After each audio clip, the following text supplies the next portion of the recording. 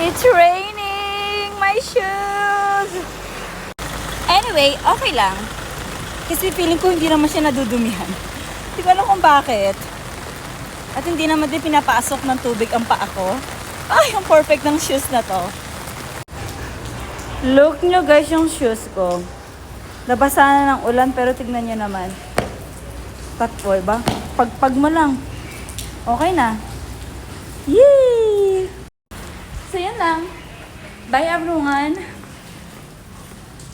Okay guys, so kaway-kaway. Yun lang. Pinakalot. Oh. Ayan. Ayaw kong nahihirapan ka.